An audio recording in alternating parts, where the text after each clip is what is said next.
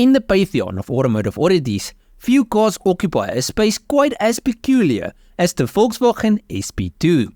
Imagine, if you will, a 1970s Brazilian fever dream conjured by equal parts James Bond, Scooby Doo, and a malfunctioning easy bake oven.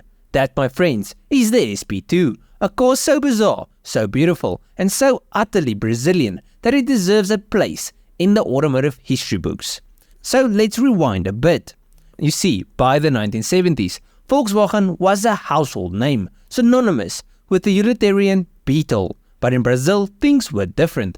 The country had strict import restrictions, forcing car companies to get creative. VW Brazil, ever the opportunist, decided to build cars specifically for the Brazilian market. And that's where things get interesting.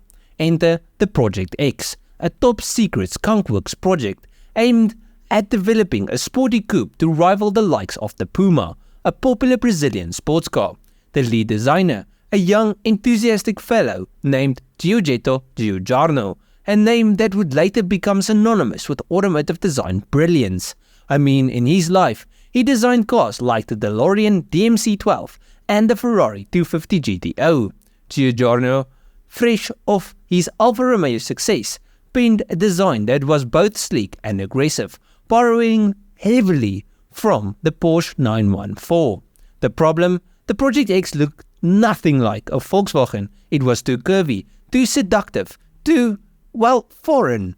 VW executives in Germany were less than impressed, but the Brazilians, ever the rebels, decided to push forward anyway, renaming the car SP2, supposedly for Sao Paulo, its birthplace, although some say that it actually stands for Sem Potência, which translates to without power, a joke we'll get to now. So the SP2's looks were undeniably head-turning, but what about its performance?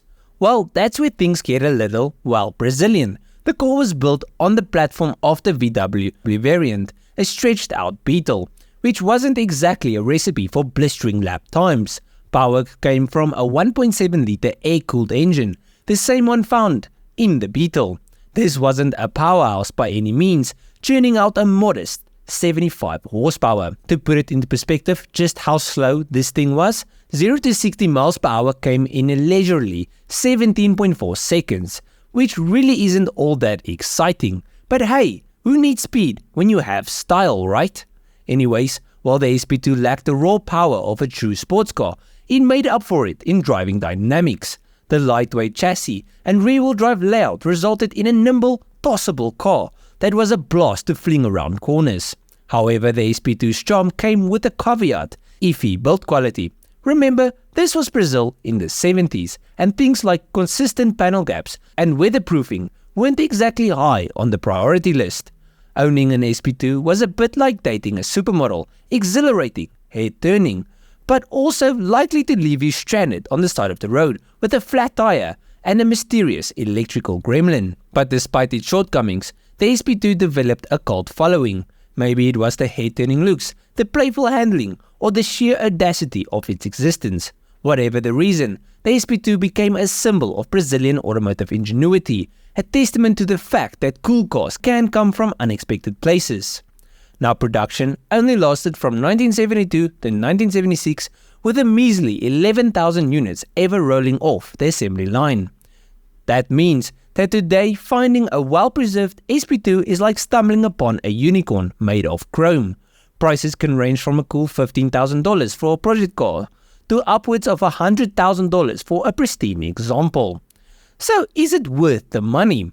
Well, the VW SP2 is not for the faint of heart. It had a whole slew of electrical problems and bad build quality problems.